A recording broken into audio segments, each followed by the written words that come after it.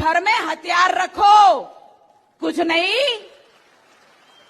तो सब्जी काटने वाला चाकू जरा तेज रखो, स्पष्ट बोल रही हूं। मालेगांव बम धमाका मामले में साध्वी प्रज्ञा ठाकुर को कोर्ट ने बरी कर दिया है। बरी होते ही प्रज्ञा ठाकुर ने कहा ये भगवा की जीत है और उसके बाद उन्होंने कुछ विवादित बयान भी दिया, वो आप सुन सकते हैं।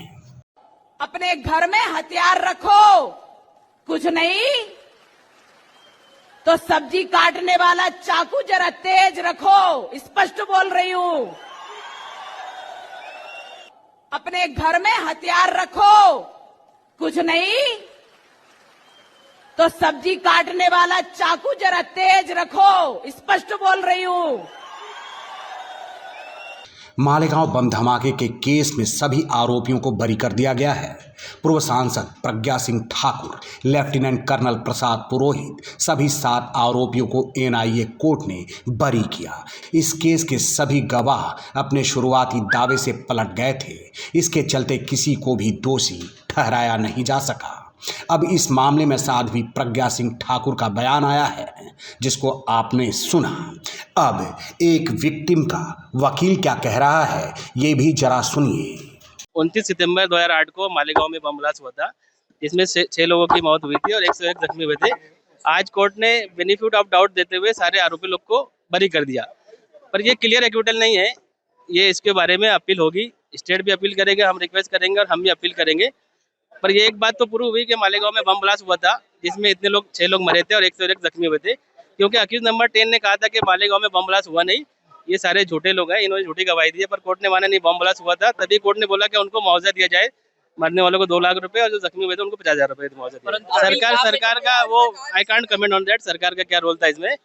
पूरा ट्रायल चला, 40 विटनेस हॉस्टाइल हुए, वो तो सरकार की जिम्मेदारी है अपने एजेंसी से पूछना, विटनेस ऐसे कितने हॉस्टाइल हो गए, कैसे हुआ, ट्रायल कैसा चला, they will have to examine.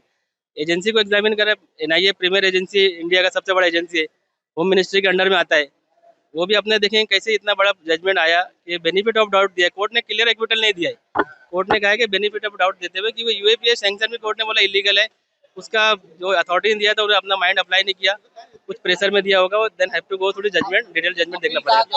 Bombay high court, हाँ, अपील होने के बाद डिसाइड हाईकोर्ट डिसाइड करेगा। जी हाँ, महाराष्ट्र 2008 के मालेगांव बम विस्फोट मामले में पीड़ितों में से एक के वकील शाहिद नदीम कहते हैं 29 सितंबर 2008 को मालेगांव में एक बम विस्फोट हुआ था, जिसमें 6 लोग मारे गए थे और 101 घायल हुए थे।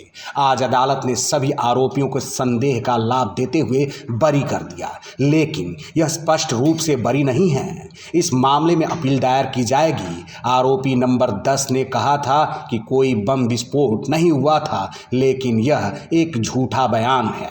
वकील साहब ने अपनी बात रख दी, लेकिन वक्त बताएगा कि आगे क्या कुछ होता है। अभी तो फिलहाल 7 आरोपियों को कोर्ट ने बरी कर दिया है।